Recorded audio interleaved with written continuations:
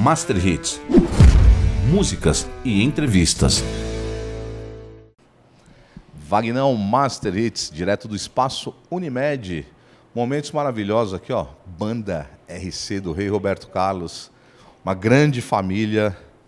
Estou sendo recepcionado aqui por uma grande família de verdade, do assessor de imprensa, os músicos, família dos músicos, funcionários em geral. É um privilégio muito grande estar hoje conversando com a família Roberto Carlos. E vou bater um papo aqui com um grande amigo do Roberto, amigo do Johnny Boy, Norival D'Angelo, grande baterista, veterano, gigantesco. Que é isso, obrigado, Wagner, obrigado, é um prazer. É um prazer estar aqui, fazer uma entrevista, contar um pouquinho da história, né? Ô, Noriva, obrigado pelo carinho, pela confiança, pela atenção. A gente já tinha combinado que se essa entrevista não fosse aqui, seria na casa dele. Sim, obrigado pela confiança de me receber, porque o nosso lar é blindado, né? Você é gigante. Tamo junto. E vamos embora, porque a história começou ali por volta de 63, 64, 13 e 14 anos ali. O homem começou tocando surf music de cara ali. Já colocaram ele numa fria e ele desenrolou. Logo de cara. Na realidade, né, era assim, eu tinha 13 anos, 14 anos de idade. E na escola gostava, mas era gozado, porque na realidade eu não gostava de... Não é que não gostava, não me interessava por bateria. Era a época do Elvis Presley, então eu curtia muito, eu ficava vendo, aí eu pegava, rapaz, com 13 anos de idade, pegava o cabo de vassoura, ficava imitando para tocar guitarra. Então meu sonho, de repente, era tocar guitarra, né? Mas eu sentia que eu tinha muita facilidade, assim, para identificar a bateria, sabe? Identificar os tambores. Eu via na televisão, porque aquela época era difícil, você não tinha muita informação, né? Então, a única informação que você tinha era nos discos e na televisão. E aí eu começava a bater nos livros, na escola, aquela coisa, turminha de escola, e a gente cantando rock, e assim foi que começou. Aí um amigo meu da minha rua, que a gente estudava junto, falou, pô, vamos lá no Zeca. Zeca é um grande amigo meu desde dos meus 13, 14 anos. Morava lá na rua, numa quadra abaixo, lá, mas eu nunca tinha ido. Aí ele chegou e falou, vamos lá que eles têm uma banda. Na época não era banda, chamava Conjunto. Né? Aí eu fui. Aí chegou lá, eles estavam lá, era um sábado à tarde, todo mundo ensaiou, fim de ensaio, ele chegou. Aí eu cheguei, eles estavam muito desanimados, porque o baterista... Aquela época tinha isso, ele não entrava ele entrava atravessado. Não entrava atravessado aí. Sempre no contratempo. Aí tinha a bateria dele lá, mas ele já tinha ido embora. Aí esse meu amigo chegou, falou assim para eles, ele toca bateria. Eu olhei para ele e falei, que é isso, rapaz? Nunca sentei numa bateria. Aí ele falou, ele toca, senta lá. Aí eu sentei, como eu ouvia muito na época surf music, que era os Surfers, era o Shadows, Ventures, né, que eram os grupos da época, eu sabia aquelas músicas que eu ficava em casa ouvindo e batendo na perna. Aí cheguei lá, sentei, começou a música, eu sabia a música ali, me entrosei ali, toquei, aí eles falaram, você toca onde? Há quanto tempo? Eu falei, tempo nenhum. Estou tocando agora. Começou ali. E ali começou, e logo veio ali o Beatniks, aí a coisa... Passaram-se, eles falaram, olha, nós vamos tocar quarta-feira no Teatro João Caetano. É um teatro que tem aqui em São Paulo, lá na Borges Lagoa. E era, inclusive, um show da minha escola. Eu estudava no Liceu Pasteur. Então, lá no Liceu Pasteur tinha outras pessoas que também tinham banda e tocavam, grupos, e dentre eles, a Rita Lee. A Rita... Saudosa. Ela tinha uma banda, chamava Teenager Singers. era só menina tocando Beatles e terninho e tal. Foi lá que eu conheci, inclusive, a Rita, né? E eu fui tocar esse dia lá, quer dizer, para mim a minha vida mudou assim. De repente, em uma semana eu olhava no espelho e falava, baterista, eu baterista? E, de repente, mudou tudo e eu comecei, né? E estou onde estou, né? Aí fui picado pelo vírus, quer dizer, estou até hoje aí, com a graça de Deus. A gente precisa pegar um dia para contar essas histórias minuciosas, que aqui o tempo é corrido. Mas aí vieram os grandes trabalhos, né? Começou ali o Beatniks, que o Grande Rei falava que era o perfeito Liverpool Sound. Liverpool Sound do Brasil, Os Beatniks, assim, eu comecei a tocar com o Cláudio. O Cláudio era irmão do Márcio, que tocava guitarra nos Beatniks, era o Márcio Bogô, o Nenê, que era dos Incríveis, está lá no céu, e o Nino batera. Aí o Nino saiu, quando o Nino saiu, o Nenê saiu, entrou o Mário Lúcio, o Nenê foi para os Incríveis, e aí o Nino saiu e eu entrei de bateria. E aí seguiu nos Beatniks também, foi muito legal. A gente na época foi bem vanguardista disso aqui, sabe? Porque a gente fazia praticamente a primeira banda que tocava Stones, The Who, Beatles e Hendrix, Purple e companhia. Tudo. A gente fazia tudo isso, né? Então não levou algum tempo, chegou a Jovem Guarda. Qual foi? Porque você é uma enciclopédia dessa história toda, né? A gente não tem esse tempo todo para minuciar. Mas a Jovem Guarda veio com esse... na realidade, a Jovem Guarda era um programa, né? Um programa, mas a gente tem, engraçado, não sei, outras pessoas... Eu tenho a Jovem Guarda, a gente fala tanto de Jovem Guarda, que é como se fosse um estilo de música, como se fosse... E era um programa de televisão, do Roberto Erasmo e Vanderleia, né? Qual foi a importância que teve a Jovem Guarda, como teve outros programas também, mas qual foi a Jovem Guarda, falou de Jovem Guarda, né? Traz-se muita, lembra-se? Qual foi a importância da Jovem Guarda para a evolução da música depois, que foi um marco ali, né? Foi um divisor de águas. Isso. Porque ali, na realidade, a gente estava... foi onde teve uma mudança total da concepção de valores de muita coisa da juventude. Foi ali que a juventude deu o seu grito de independência, foi ali que começou tudo, na qual o nosso representante na época era o Roberto, aqui no Brasil. Entende? A gente começou com Beatles lá fora, né?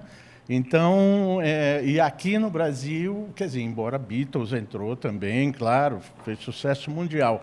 Mas aqui esse puxou mesmo, quem puxou.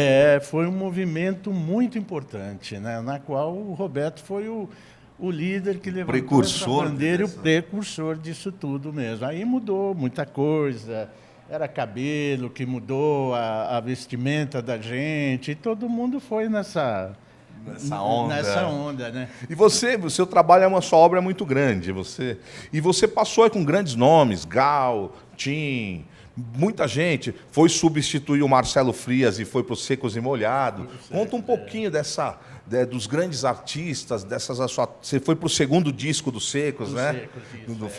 Que tem Flores Astrais. Isso, e conta um pouquinho da sua fase com os grandes artistas, além do Roberto. Então, foi assim, aí nos Beatniks, a gente fazia um programa, fomos fazer um programa aqui em São Paulo, do Ângelo Antônio. O Ângelo Antônio era um cara grandão e tal, que depois ele estourou com o negócio de pilantragem, aquela coisa, e ele era o diretor desse programa.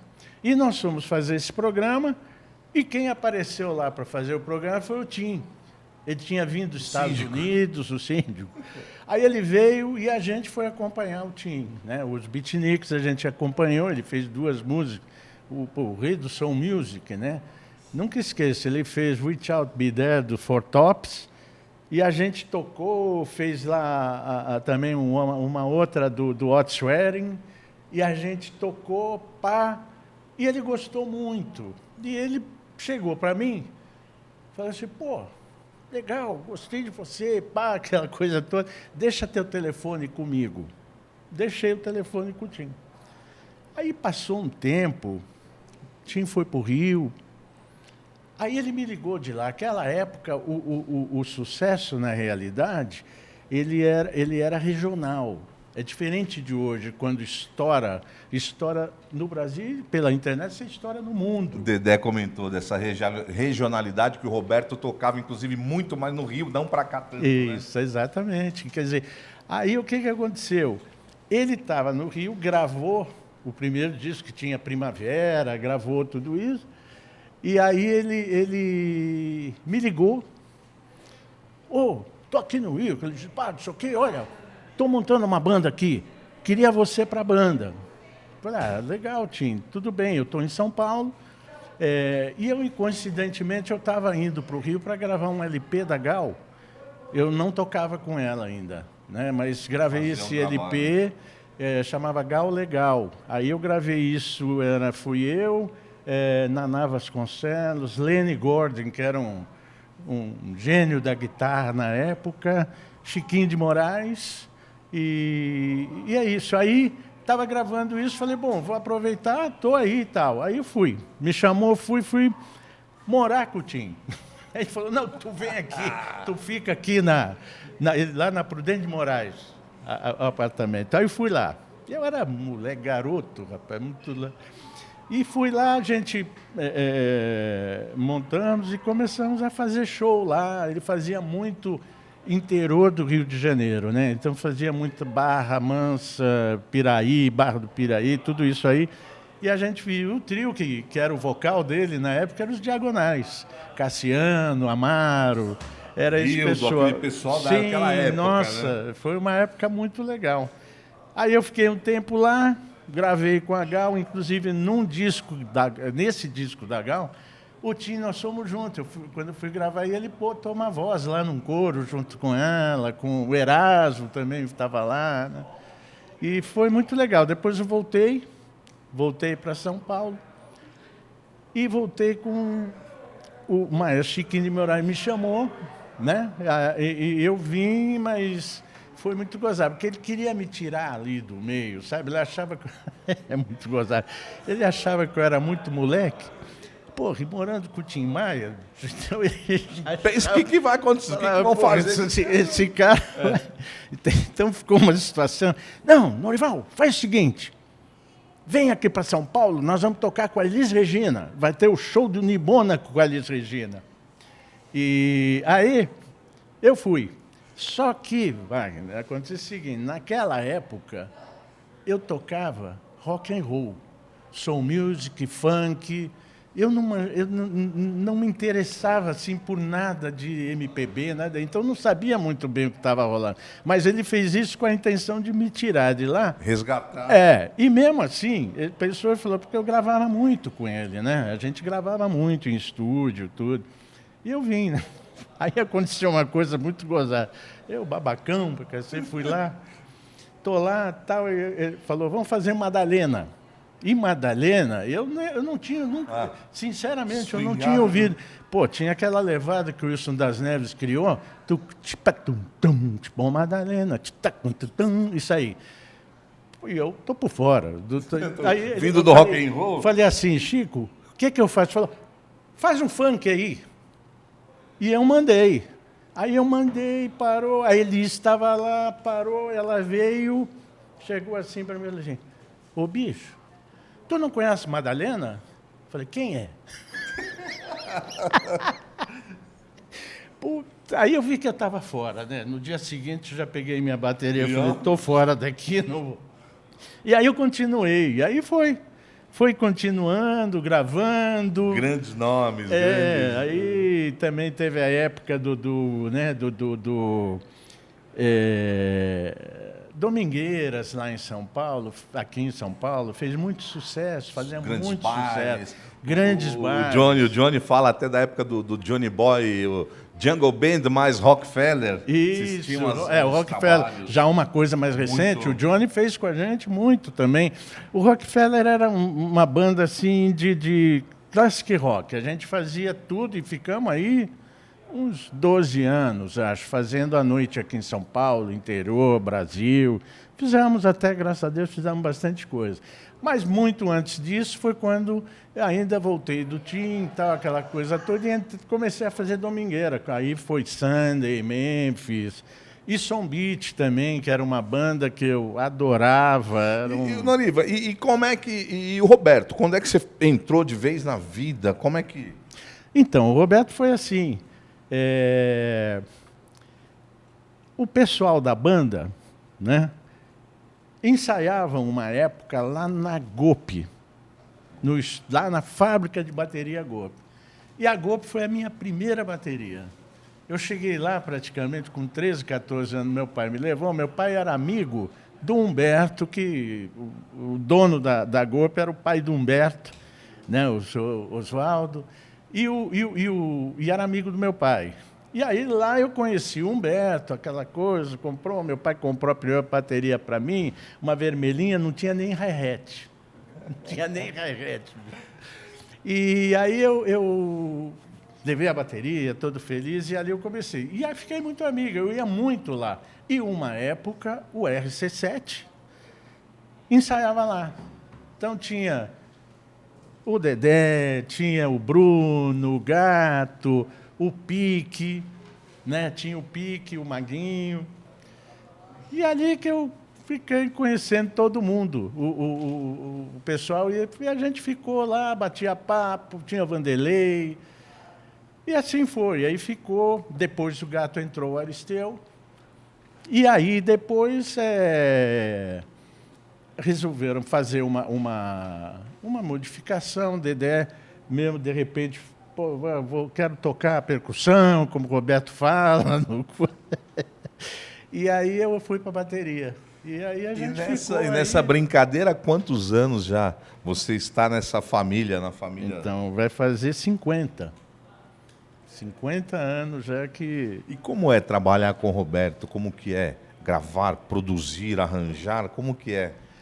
Olha, o Roberto é um cara assim, muito organizado, leva muito a sério, sabe? Então, é exigente no que diz respeito à perfeição, à qualidade do trabalho. E a gente, com certeza, a gente sempre se esmera e se esforça para fazer o máximo possível que a gente possa fazer para que fique realmente uma coisa. Exatamente. E graças a Deus, eu acho que nesses 50 anos a gente conseguiu na conta do fazer, recado. né? Ô, Noriva, me fala uma coisa. Eu lembro quando você é da época do Estúdio Eldorado, que fez aquela mega estreia de 4 canais. Sim, 4 sim. canais hoje não supre a sua vida, né? Não supre a sua bateria. Nada. E como hoje, como essa evolução da tecnologia, tudo isso, facilitou o seu próprio trabalho pessoal e também essa liga com o Roberto facilitou a vida? Porque foi como é que a gente fala? Foi progredindo, né? Demais, né? Eu sou da época que a gente não tinha retorno, não existia retorno para você tocava, o som saía lá na frente e vamos que vamos, seja o que Deus quiser. E hoje você grava de casa e o cara nos Estados Unidos. Hoje, pois é, e hoje, por exemplo, você vê em música, em show ao vivo, aí depois veio os retornos, as caixas, né?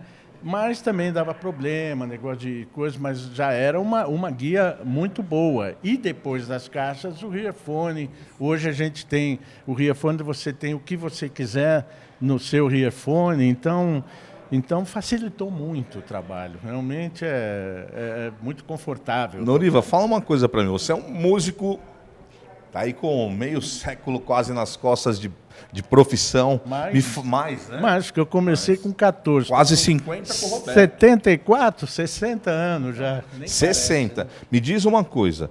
Como que é a preparação de um baterista por causa do vigor físico?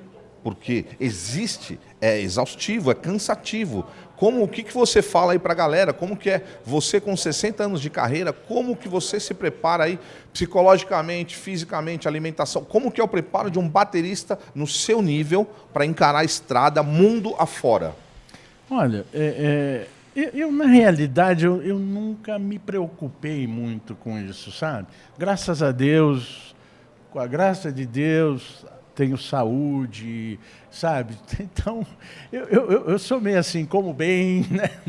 E deixa a vida me levar, né? E deixa a vida me levar, entende? A própria bateria, ela já é uma academia, entre aspas, Sim. né? Claro. Mas já é, a gente faz um show, eu faço um show, por exemplo, nossa, eu saio molhado. Revigora. Revigora, então... E tá indo, graças a Deus tá indo aí. Noriva, fala também aí dos seus... Você em Endorses, trabalhou, é um cara privilegiado, trabalhou em Endorses. Fala um pouco dessa parte aí, do profissional também, porque ser Endorse, representar uma marca, tem uma responsabilidade e tem que ser alguém que chame atenção, né? Porque você vende o produto. Fala um pouco disso. Representa, veste a camisa do produto, né? Então, eu comecei, Endorse, por exemplo, me convidaram, né, para ser... Porque, na realidade, é uma troca, né? É uma troca.